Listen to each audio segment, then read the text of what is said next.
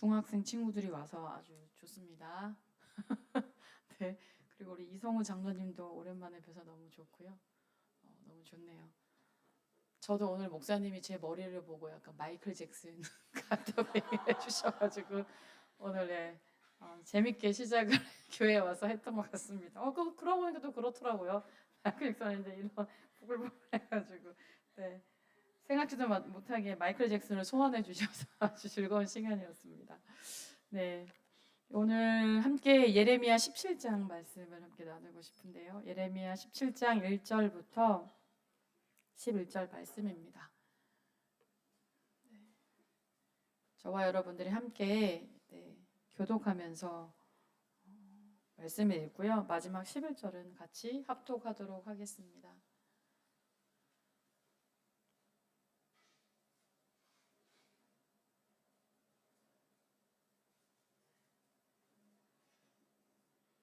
네, 같이 교독하시겠습니다. 제가 먼저 읽겠습니다.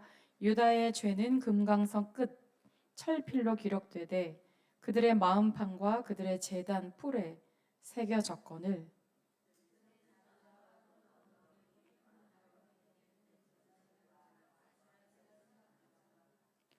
들에 있는 나의 신아 내 온 영토의 죄로 말미암아 내가 내 재산과 내 모든 보물과 산당들로 노략을 당하게 하리니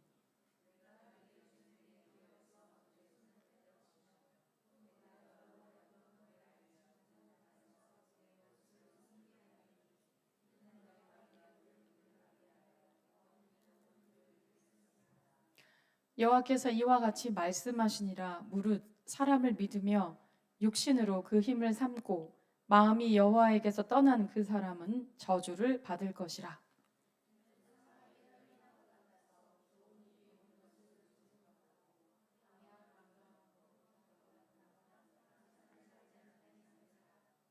그러나 무릇 여호와를 의지하며 여호와를 의뢰하는 그 사람은 복을 받을 것이라.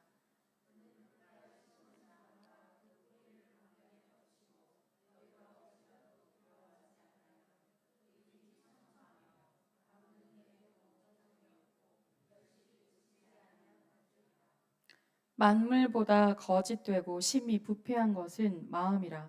누가 능히 이를 알리요마는.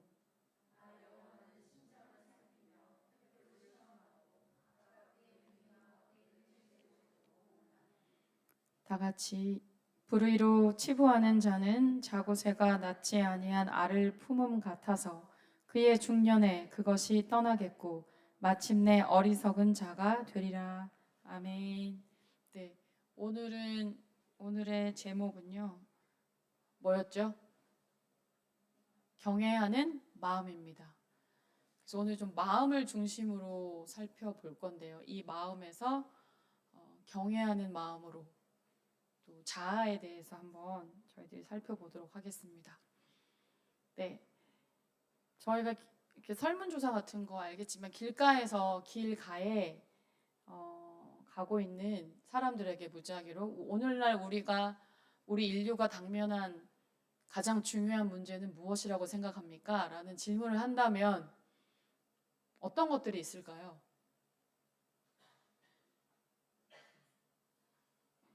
나한테 그런 질문 할 리 없다라고 해서 다들 이렇게 있으신데 뭐 여러 가지 문제가 닥쳐 있는 문제들이 있죠. 저희가 뭐 올해 2개의 전쟁 소식을 이미 들었고, 그렇죠? 그런 여러 가지 국제 정세가 좋지 않다는 것을 이미 들었고, 또 뭐 올해도 역시 지구에 각종 기상 이변이 일어났잖아요. 얼마 전에도 보니까 일본도 140년 만에 11월이 되면 후지산에 눈이 있어야 되는데 눈이 없다. 기상 이변이다. 이런 말을 하더라고요. 그러니까 이런 지구 온난화로 인해서 어떻게 보면 인류가 살아날 날이 얼마 남지도 않았다. 이런 말들을 들어보기도 하죠. 그리고 또 극단적인 현상들, 인종차별과 그에 인한 혐오와 증오와 또 뭐 아무래도 이번엔 또 LGBT에 대한 부분들도 있고 테러도 있고 여러 가지 인류가 당면한 중요한 문제들이 각사라 우리가 뉴스를 보거나 하면 걱정이다 이런 게 있을 거예요. 그런데 이런 많은 이슈들 중에 이 모든 문제보다 더 시급하고 더 긴급한 문제가 있는데 그 문제가 뭐냐면 바로 마음의 문제입니다. 마음. 우리의 마음요. 예레미야 선지자는 이 사람의 마음에 대해서 오늘 본문에서 이야기를 하고 있습니다. 그래서 우리 사람의 죄가 17장 1절에 보면 유다의 죄는 금강석 끝 철필로 기록되되 연필로 쓴 건 지울 수가 있잖아요. 근데 철필로 새겨지는 거는 지울 수가 없습니다. 그러니까 우리가 오늘 하루를 살아오면서 하나님 앞에 지은 이 죄는 사라지지 않아요. 우리 마음판에 기록되어 있는 거죠. 그래서 하나님 앞에 갔을 때 아무리 없애려고 해도 그것이 그대로 기록에 남아 있다는 거예요. 그래서 이 6장에 보면 이 죄는요, 사람의 마음을 어떻게 할까요? 강팍하게 합니다. 강팍하게. 그리고 그런데 죄가 사람의 마음을 강팍하게 할 뿐만 아니라 또 오늘 이 본문에서 사람의 마음이 만물보다 거짓되고 심히 부패한 것이 우리의 마음이라고 말하고 있습니다. 근데 우리는 마음을 대단히 중요하게 여기며 살고 있잖아요. 마음이 틀어지면 내 루틴이 다 깨지기도 하고요. 마음이 한번 틀어지면 오래 쌓아왔던 인간관계를 하루아침에 완전히 새롭게 정립하기도 합니다. 이 구절에 나와 있는 만물보다 거짓되고, 이 거짓되다라는 이 단어는요, 야곱에게 썼던 그 야곱의 이름에 쓰여진 설명과 대단히 같은 어원을 갖고 있어요. 여러분, 야곱의 이름의 의미를 기억하시죠? 속이는 자. 속이는 자. 자기의 뜻을 위해서 물불 안 가리고 사기를 치는 야곱. 바로 그 특성이 우리의 마음에 거짓되다라는 것과 같은 어원을 가지고 있습니다. 그러니까 마음은 본질적으로 자기 중심적이어서 자신을 정확하게 보지 못하게 하고 또한 바꿀 수도 없다라는 거예요. 그래서 이 거짓은 미친 것입니다. 우리 보통 미쳤다라고 할 때 어떤 제스처를 하죠? 맞아요. 우리 루아가 이렇게 해줬는데 맞아요. 이렇게 미쳤다고 하는데요. 이런 이 미친 인간의 마음을 꿰뚫을 수 있는 게 자기도 없고요. 아무도 없다고 합니다. 그래서 바울은 로마서에서 이런 7장 15절에서 나의 행하는 것을 내가 알지 못하노니 곧 원하는 이것은 행하지 아니하고 도리어 미워하는 그것을 합니다. 자기 마음에는 그걸 원하지 않는데 하고 있는 자기 자신에 대해서 자기 마음을 자기도 어찌할 수 없다라는 그런 고백을 하고 있는 것입니다. 속이고 고칠 수 없고 이해할 수 없는 사람의 마음이 인간의 모든 죄와 비극의 뿌리라는 것입니다. 그래서 예레미야는 마음이 하나님께로부터 멀어진 사람은 저주를 받고 반대로 하나님을 의지하는 마음을 가진 사람은 복을 받는다. 세상에는 이 두 종류의 마음밖에 없다. 그 두 종류의 사람밖에 없다라고 명료하게 얘기해주고 있어요. 우리는 세상을 살아가면서 많은 차이를 느끼죠. 보죠. 인종의 차이도 있고 생각의 차이도 있고 빈부의 차이도 있고 수많은 차이들이 우리가 살아가는 세상에 존재합니다. 그런데 각 사람의 마음이 무엇을 믿는가가 정말 중요하다는 거예요. 그 사람이 믿는 것이 그 사람을 만들기 때문입니다. 믿음이 곧 그 사람이라는 것이죠. 여기 말씀에서 사람을 믿으며 혈육으로 그 권력을 삼고 마음이 여호와에게서 떠난 그 사람은 저주를 받을 것이다. 근데 저주받는 그 사람의 모습을 어떻게 표현했냐면 8절에서 이렇게 표현하고 있어요. 그는 사막의 떨기나무 같아서 좋은 일이 없고. 여러분, 사막에 바람에 따라서 이리저리 돌아다니는 게 뭐예요? 떨기나무라고 하잖아요. 모세가 만났던 그 떨기나무. 생각해보면 이 떨기나무 같이 그 사막에서 돌아다닌다는 걸 생각해보면 얼마나 불안하겠어요. 마치 생명의 끝자락에 있는 그런 느낌일 것입니다. 다른 표현으로 하자면 죽기 직전에 처해 있는 상황을 묘사한 것일 수도 있고요. 여기에 행복이나 번영이나 풍요라는 것을 느낄 수 있을까요? 이 말에는 느껴지지 않을 것입니다. 몹시 목마르고 고독하고 외롭다는 것을 말해주죠. 하나님으로부터 마음이 멀어진 사람이 이런 삶을 산다는 거예요. 그러나 무릇 여호와를 의지하는 사람은 어떻다고 했냐면 8절에 그는 물가에 심어진 나무가 그 뿌리를 강변에 뻗치고 더위가 올지라도 두려워하지 아니하며. 네, 그 마음을 여호와께로 향한 사람에게는요 어떻다고요? 그는 사막에 있는 것이 아닙니다. 그의 뿌리가 언제나 시냇가에 있기 때문에 그 풍성한 생명력이 그 사람에게 있다라는 것입니다. 시편의 말씀도 생각이 나죠. 이거와 함께. 그래서 더위가 올지라도 두려워할까요? 우리 인생에 더위가 올지라도 두려워하지 않는다는 것입니다. 그는 생수의 강에 그의 뿌리를 받고 있기 때문입니다. 그 나무는 항상 푸르고 계속해서 열매를 맺게 될 것입니다. 두려움이나 걱정 가운데 살지 않습니다. 어찌 보면 이 예레미야는 두 종류로 명료하게 이야기를 했지만 사람들은 생각합니다.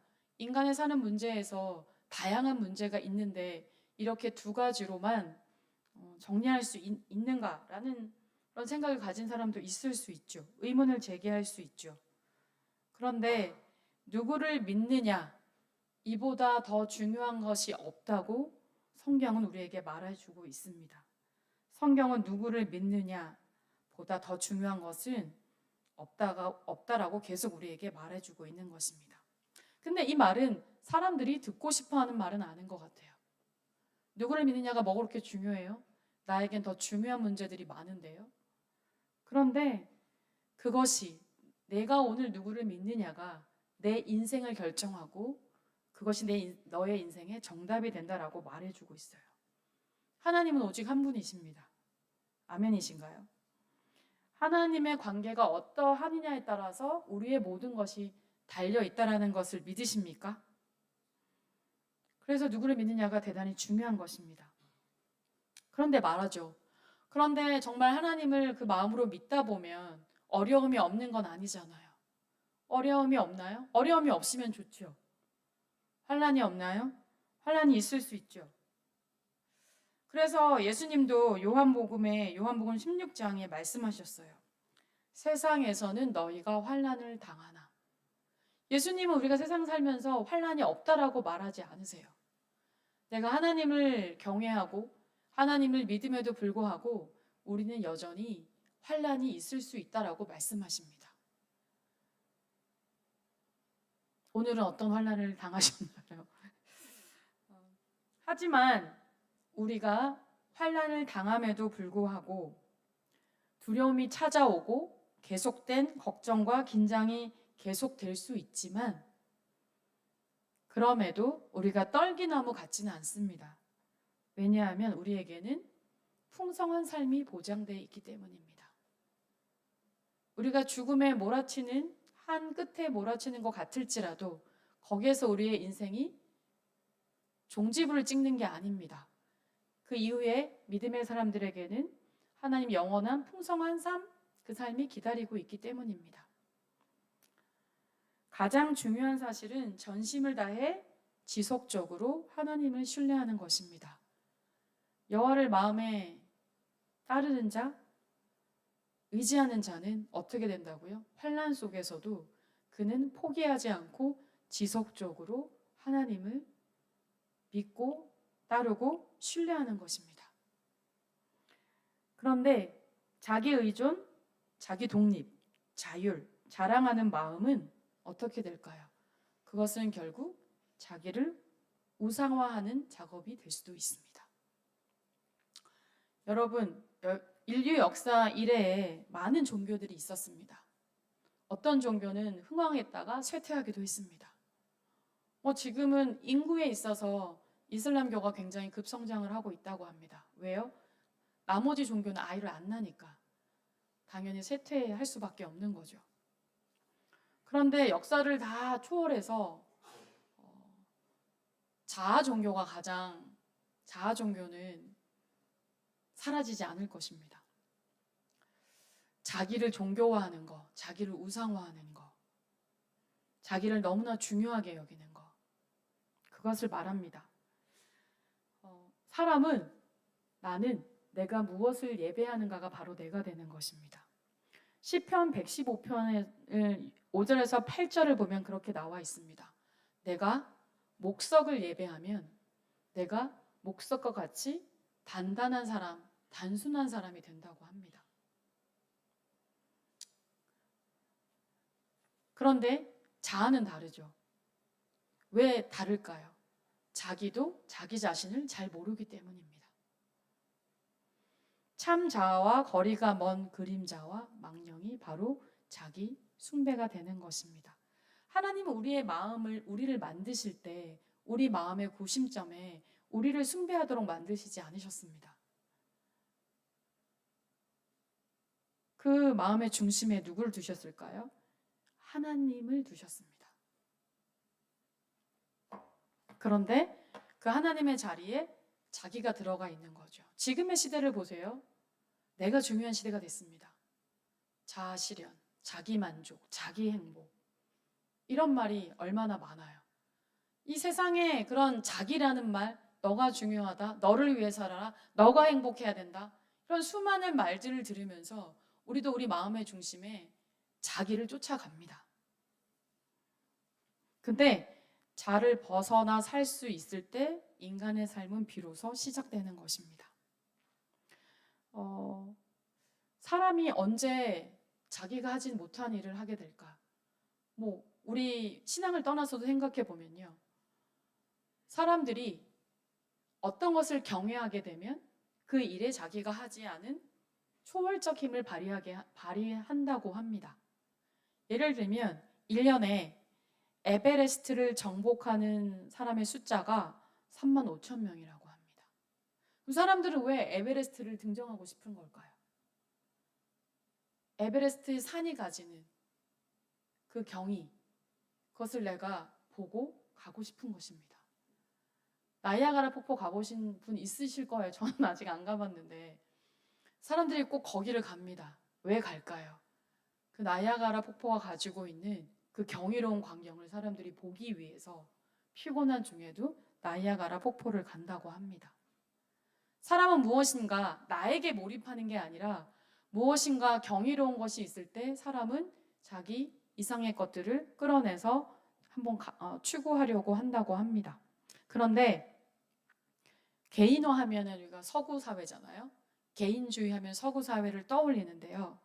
사회과학 데이터를 보면 우리가 우리 자신에게 집중할 때 과연 이것이 왜 하나님이 저주라고 했는지 그런 현상들을 조금은 생각해 볼 수 있을 것 같아요. 1960년대 미국 전역을 휩쓸었던 것이 뭐였냐면 행복 추구권이었다고 합니다. 행복 추구권. 그것이 미국의 1960년대부터 시작이 되었대요. 그때부터 사람들은 내 행복이 되게 중요하면서 그것을 추구하기 시작했어요. 그 심리적 관점에서 보는 그 견해를 행복 추구권이라는 말로 표현했다고 합니다. 그런데 이 권리, 권한, 이런 욕구가 생겨난 1960년대부터 21세기 벽두까지 미국에서는 이 행복을 추구하려는 이 많은 사람들의 이 욕구와 그 추구를 통해서 어떤 미국 사회가 만들어졌을까요? 그것을 사회과학적 데이터를 보니까 이혼율은 2배가 증가했고 청소년 자살은 3배가 증가했고 폭력 범죄율은 4배, 교도소 수감자는 5배, 사생아 출산은 6배, 결혼을 전제로 하지 않은 동거는 7배가 늘었다고 합니다. 이게 사회과학 데이터에서 보여주는 거예요. 행복을 그렇게 염원하고 추구하며 행복을 얻고자 제품을 소비할수록 우리는 더 행복해지는 것이 아니라 덜 행복해지고 더 우울해진다는 것입니다. 행복을 쫓는 사람일수록 어떨까요? 더 행복해가는 것이 아니라 더 불행해지는 경향이 있다고 합니다. 지금 우리 사회가 얼마나 엔터테인먼트에 모든 것이 맞춰져 있어요. 쾌락과 즐거움을 쫓아가죠. 쾌락주의는 행복에 갈증을 푸는 지극히 멀쩡한 방법 같지만 마셔도 목마름이 해결되지 않는 소금물을 마시는 것과 비슷합니다. 그래서 예수님은 자기 목숨을 보존하고자 하는 자는 잃을 것이요 잃는 자는 살리라 라고 말씀하셨던 것 같습니다. 그런데 사람이 어떤 과학적 연구를 봐도요, 나에게 집중될 때보다는 어떤 우주나 인간이 다가갈 수 없는 그런 경외심을 일으키는 그런 곳에 있을 때 사람은 더 훌륭한 생각들을 해내기 시작한다고 합니다. 여러분의 경우는 어떠신가요? 그런가요? 자신보다 큰 것을 접하며 경외를 경험하게 될 때, 그때 사람들은 자기 인생에 더 놀라운 것들을 추구하기 시작한다고 합니다. 성경은 하나님을 경외하라는 명령이 구약에만 100번 정도가 나온다고 합니다. 그리고 어떤 신학자는요, 여러분 가장 위대한 깨달음은 우리가 깨달음을 얻는 순간들이 있잖아요. 모든 경외의 순간에 찾아온다는 말을 했다고 합니다. 그래서 성경에 보면 우리의 자아가 대단히 작았던 시절이 있었어요. 나보다 공동체, 나보다 하나님, 그래서 추구했던 큰 자아가 아니라 작은 자아를 추구했던 그런 시절이 있었다고 합니다. 언제일까요? 바로 사도행전 2장 43절에 보면 믿는 사람들이 다 함께 있어서 모든 물건을 서로 통용하고 또 재산과 소유를 팔아 각 사람의 필요를 따라 나눠주며, 이때 이 모습은 큰 자의 모습이 아니라 작은 자, 내 것을 나눠주는데 자기 행복이 지금 말하면 있다고 할 수 있을까 생각해 볼 수 있는 부분인 것 같아요.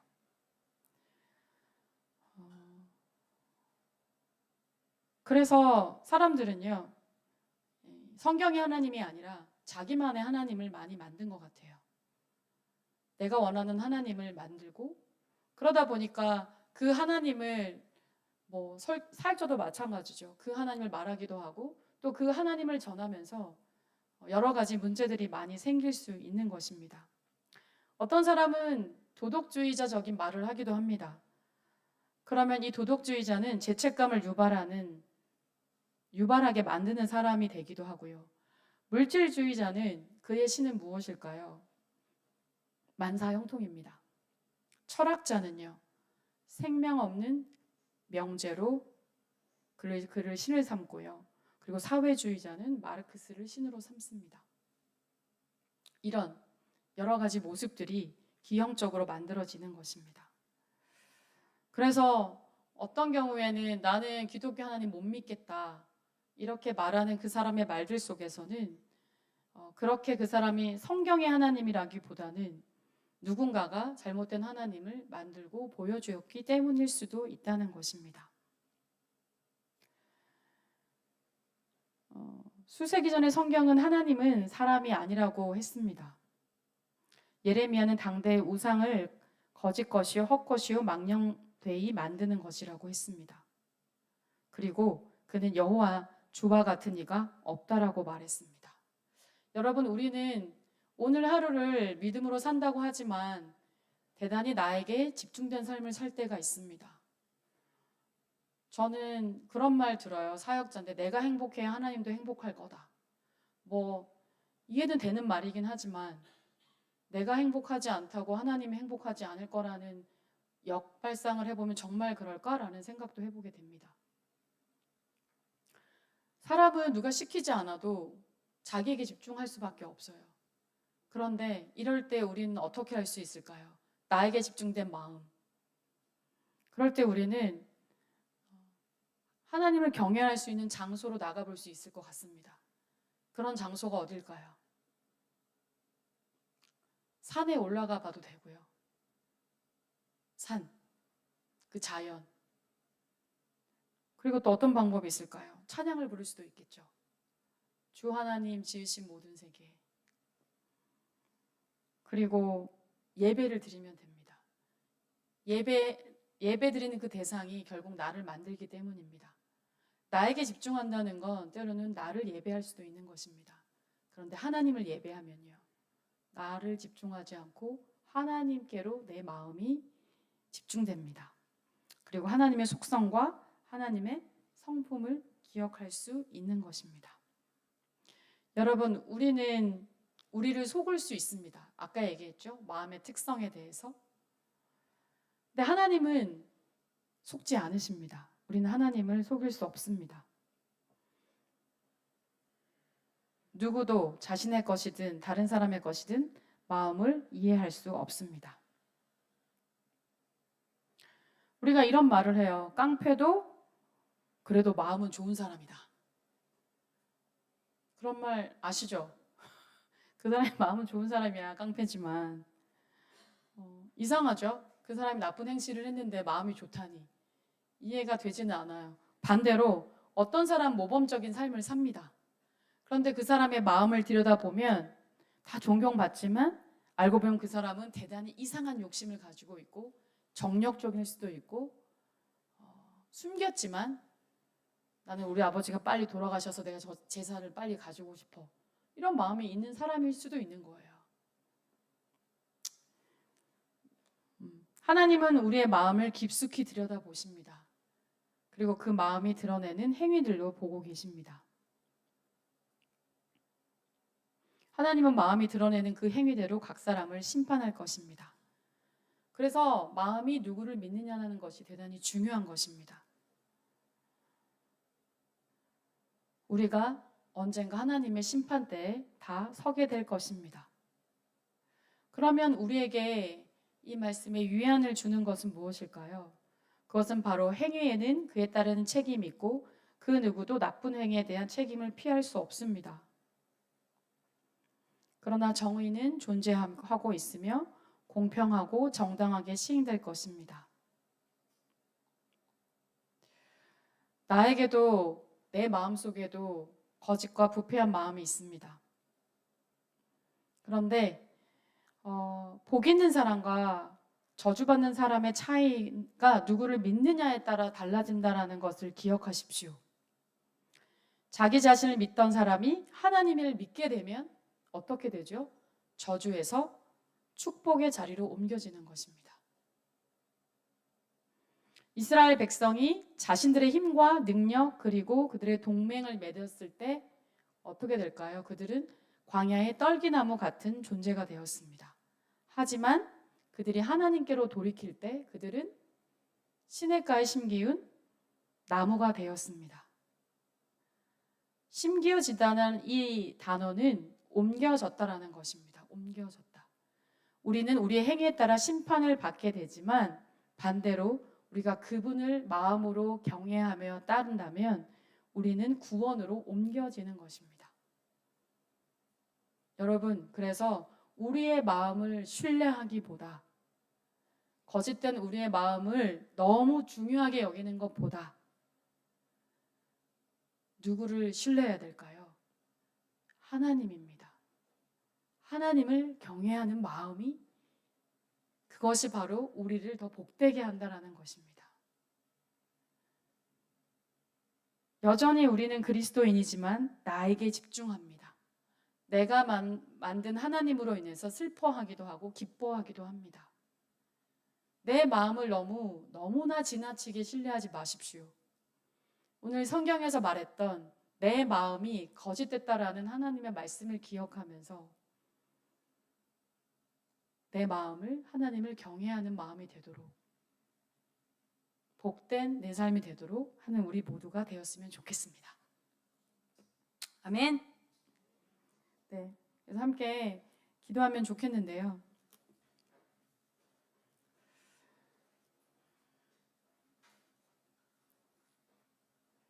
우리에게 이 자아 실현, 내가 중요해, 나의 행복이 중요해, 이런 것이 오히려 우리를 더 목마르게 한다는 이 말씀을 기억했으면 좋겠습니다. 우리를 사막의 덤플처럼 생명력도 없고 풍성함도 모르는 존재로 우리가 우리 이 자아에 대한 추구, 나에 대한 행복 추구권, 이것이 우리를 만든다는 것을 기억했으면 좋겠습니다. 우리가 뭘 중요하게 여기는가, 우리가 뭘 믿는가, 우리가 뭘 예배하는가가 그것이 바로 나입니다. 누가 그렇게 만들라고 한 적이 없습니다. 누가 그렇게 등 떠민 적이 없습니다. 내가 믿었고 내가 중요하게 여겼기 때문에 오늘 그것이 내가 된 것입니다. 여러분은 행복한 사람입니까? 뭐 때문에 행복합니까? 우리는 큰 자아가 아니라 주님께서 주신 그 자아를 가졌으면 좋겠습니다. 그 자아의 핵심에, 그 마음에 경외하는 마음이 있기를 소망합니다. 지금 함께 기도할 때 하나님, 나에게 집중된 마음이 아니라 하나님을 경외하는 그 마음으로 살기를 구합니다. 작은 자아일 때 하나님의 이 교회 안에서는 천국이 이루어졌습니다. 사도행전에 서로 물건을 통용했습니다. 우리는 없으면, 갖지 못하면, 내 것이 사라지면 우리는 불행하다고 생각합니다. 그러나 성경은 끊임없이 그렇지 않다라고 말합니다. 누구를 믿느냐? 하나님을 믿는 것이 중요합니다. 오늘 나에게 집중된 마음이 있다면 그 하나님께로 마음을 옮겼으면 좋겠습니다. 그것을 위해서 함께 우리가 이 시간 기도하겠습니다. 하나님 아버지,